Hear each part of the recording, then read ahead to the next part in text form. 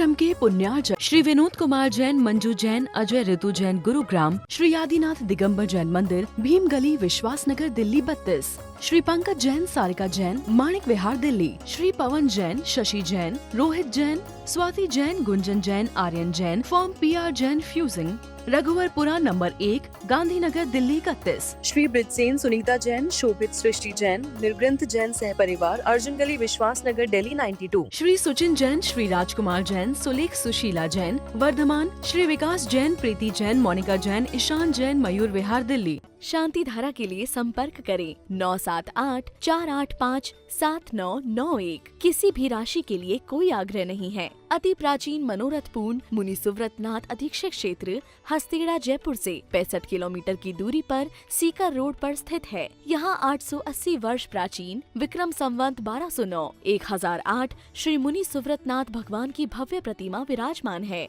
यह अधीक्षक क्षेत्र प्रवासी समाज द्वारा संचालित है। श्री सागर सविता जैन, ऋषभ विहार, Delhi, Shri Siddhant Jain, Prem Shanti apartment, civil line, Delhi, Sunita Jain, Sachin, Monika Jain, Disha Jain, Vinam Jain, 12A Shriram road, civil lines, Delhi. नमः समय साराय स्वानुभूत्या चकाशते चिस्वभावाय भावाय सर्वभावांतरच्छदे अनंत शक्तियों से संपन्न चैतन्य आत्मेराम शक्तियों के अनुभवन से मिलता शिवपुर धाम।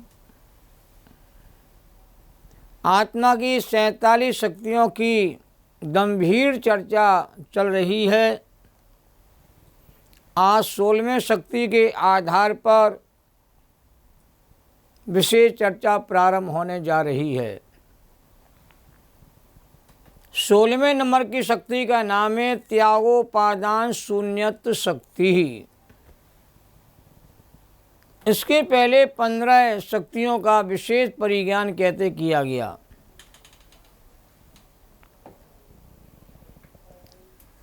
आचार्य अमरचंद देव ने आत्मख्याति टीका के अंतर्गत समयस्था परिशिष्ट के अंतर्गत 47 शक्तियों की विशेष चर्चा की है। 16वें शक्ति का स्वरूप इस प्रकार आचार्य देव ने बताया है। अन्यूनातिरिक्त स्वरूप नितत्व रूपा त्यागोपादान शून्यत्व शक्ति। अन्यूनातिरिक्त स्वरूप नितत्व रूपा त्यागोपादान शून्य शक्ति। इस शक्ति का अर्थ क्या है? जो ना तो कम है और ना अधिक ही है, ऐसे सुनिश्चित रूप में रहने वाली शक्ति का नाम है त्यागोपादान शून्य शक्ति। जो ना तो कम है ना अधिक ही है, ऐसे सुनिश्चित रूप में रहने रूप है, स्वरूप जिसका, वो है त्यागोपादान शून्य शक्ति। ध्यान सूत्र इस प्रकार बनेगा। त्यागोपादान शून्यत्व शक्ति संपन्न चैतन्य स्वरूपो हम। फिर से देखिए, त्यागोपादान शून्यत्व शक्ति संपन्न चैतन्य स्वरूपो हम। ध्यान सूत्र के माध्यम से हमें इन शक्तियों का पावन स्मरण करना चाहिए। ये शक्ति सभी शक्तियों में सबसे बहुत अलौकिक है।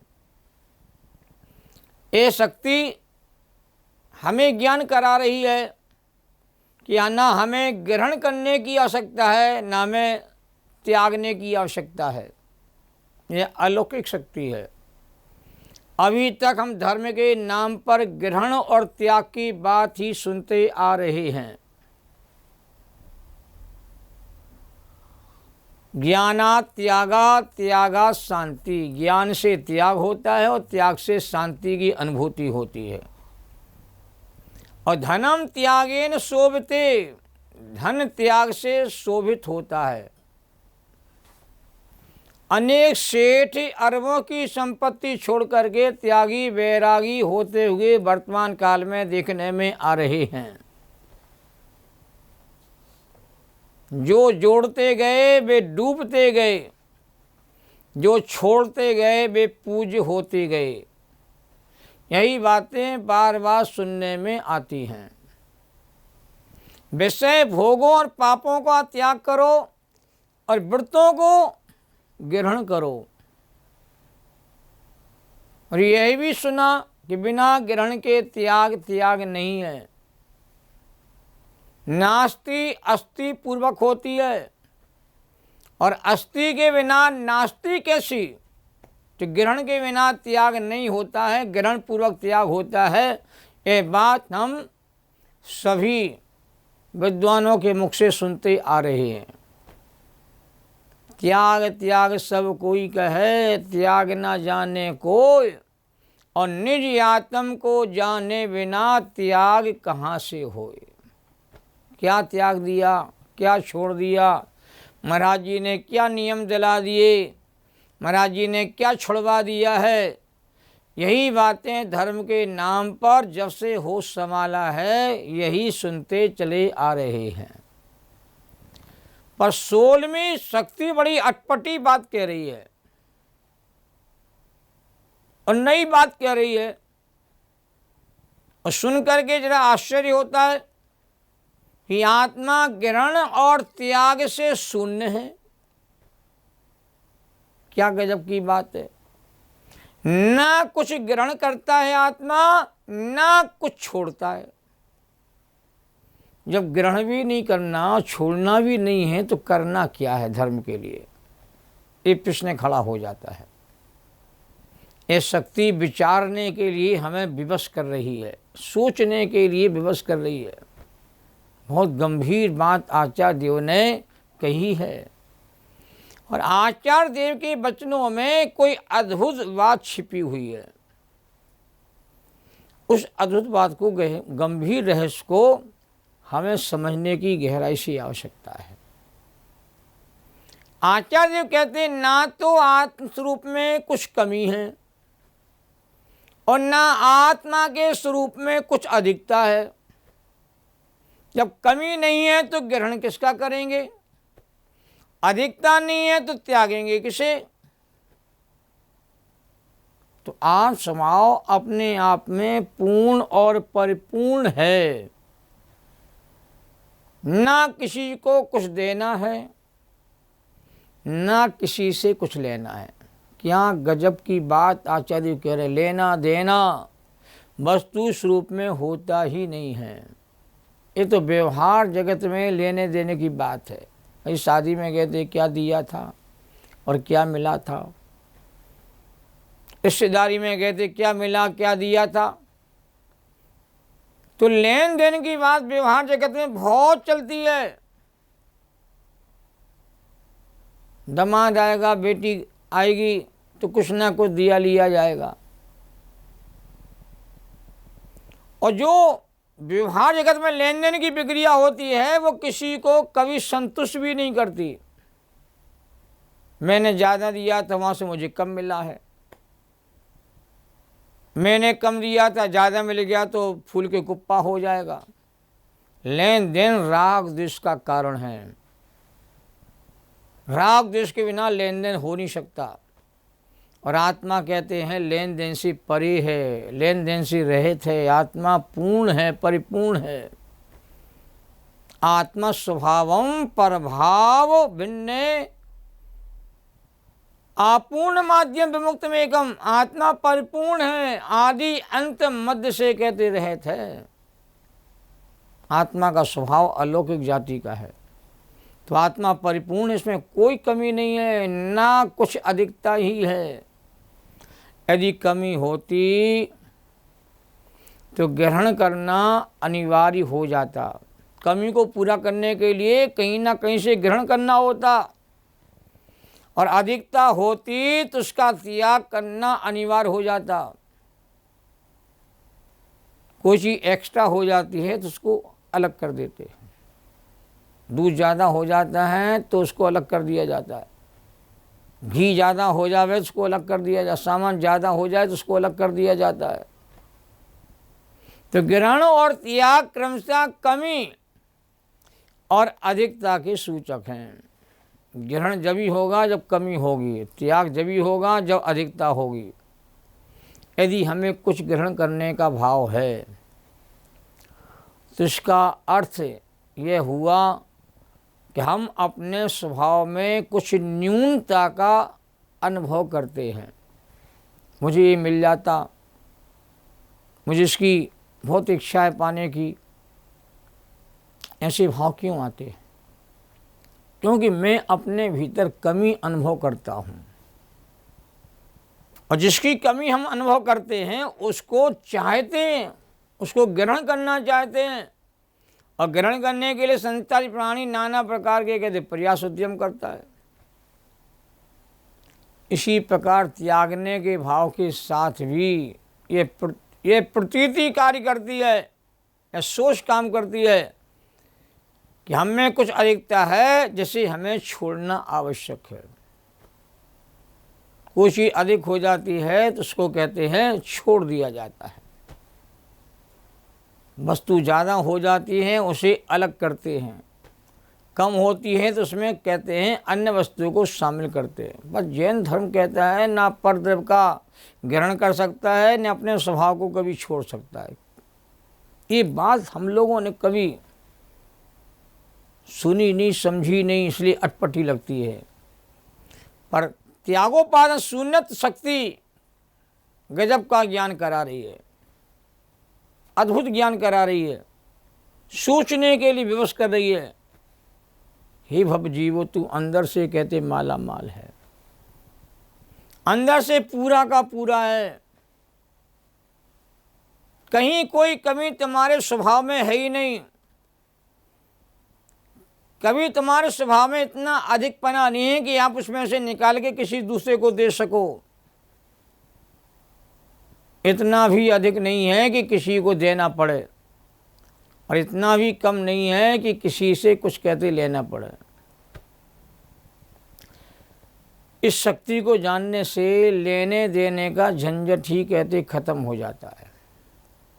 जब लेने देने का झंझट नहीं तो आदमी खुश रहता, प्रसन्न रहता है। भैया ना किसी का लिया है ना किसी को दिया है, आराम की सुख की ज़िंदगी में जी रहा हूँ। तो संसार की हर प्राणी कहते लेन देन की झंझट से यदि मुक्त हो जाते हैं तो कहते भैया मैं तो सुख का शांति का जीवन जी रहा हूँ, कोई टेंशन मेरे जीवन में नहीं है, ना कभी किसी से लिया है ना किसी को मैंने दिया है। मैं तो जो हमें प्राप्त हुआ है उसी को भोग करके मैं संतुष्टि का, संतोष भाव का अनुभव कर रहा हूँ। और यही शक्ति के माध्यम से बताया जा रहा है कि आत्मा का स्वभाव ऐसा है कि आत्मा के स्वभाव में एक भी गुण की कमी नहीं है, आत्मा के स्वभाव में एक भी शक्ति की कमी नहीं है, आत्मा में एक ही धर्म की कमी नहीं है। आत्मा कहते अनंत शक्तियों का धारी है, अनंत गुणों का कहते घन पिंड है, और अनंत धर्म आत्मा में पाए जाते, विद्यमान रहते हैं। इसलिए गुणों से, धर्मों से, शक्तियों से आत्मा कहते हमारा पूर्ण और परिपूर्ण तत्व है। ऐसा जीव को कहते शक्ति के ज्ञान से अंदर में आभास होना चाहिए, ऐसा एहसास होना चाहिए। ऐसा जीव संवेदन करता है तो उसे आत्म गौरव का, स्वाभिमान का भाव अंदर में जागृत होता है, और दीनता हीनता के सारे भाव समाप्त हो जाते हैं। तो आचार्य अमृतदेव कहते हैं कि त्रिकाली भगवान स्वरूप आत्मा में ऐसा कुछ भी नहीं है जिसे त्यागा जावे, कुछ भी नहीं। अरे बेकार भाव है, बेकार भाव को त्यागना पड़ेगा, कसाय भाव को त्यागना पड़ा। अरे बेकार भाव, कसाय भाव तो शक्ति की सीमा में प्रवेश ही नहीं करते हैं, और विकार भाव तो आत्मा के स्वभाव पर ऊपर ऊपर तैरने वाले परिणाम है। पानी के ऊपर तेल गिर जाता है, घी गिर जाता है, तेल पानी के ऊपर ऊपर तैरता है।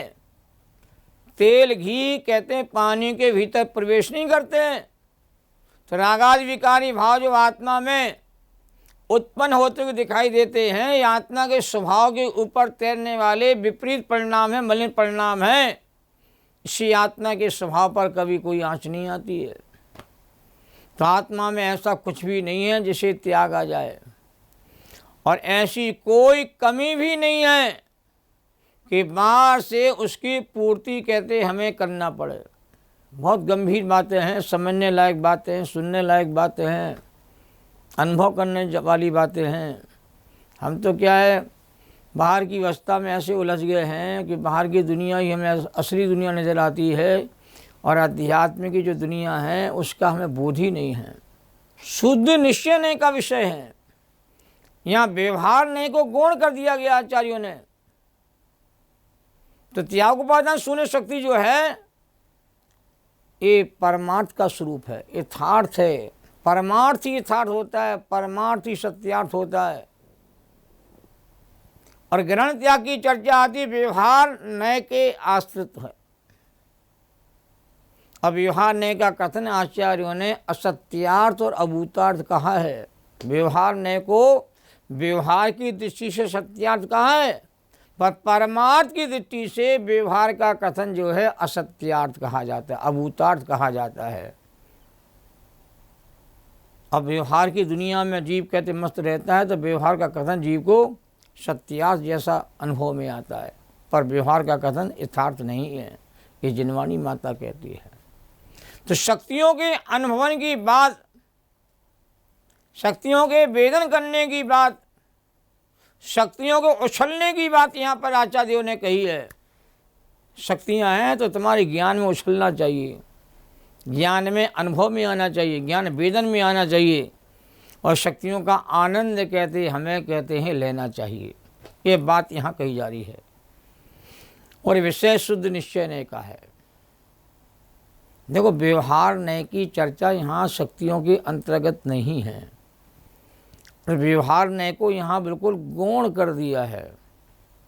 अभी आचार्यों ने निश्चय नय का चैनल खोला हुआ है, और निश्चय नय का चैनल खुला हुआ है जिसमें आत्मा का आंतरिक जो मूल स्वरूप है, असली स्वरूप है, वो शक्तियों के माध्यम से बताया जा रहा है। हमने कभी अपने मूल स्वरूप को, असली रूप को जाना पहचाना नहीं, और बाहर के रूप को अपना रूप मानकर कहते मैं ठगाया जा रहा हूँ, भ्रमित हो रहा हूँ, संसार सागर में गोते लगा रहा हूँ। और व्यवहार धर्म की कहते हैं यहाँ पर गौणता है।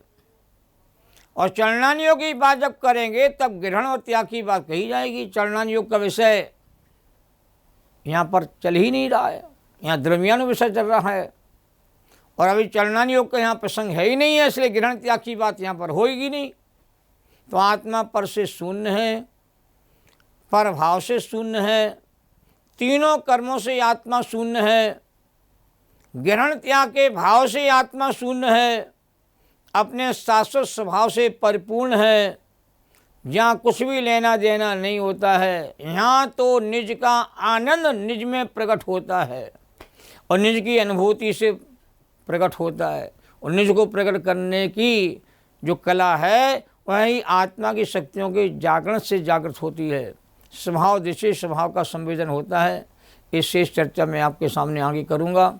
बड़ा सुंदर विषय चल रहा है, इस विषय को समझें और इसका ज्ञान करके आत्मा की अनुभूति करें। इसी मंगल भावना के साथ आज की चर्चा को पूरा करता हूँ।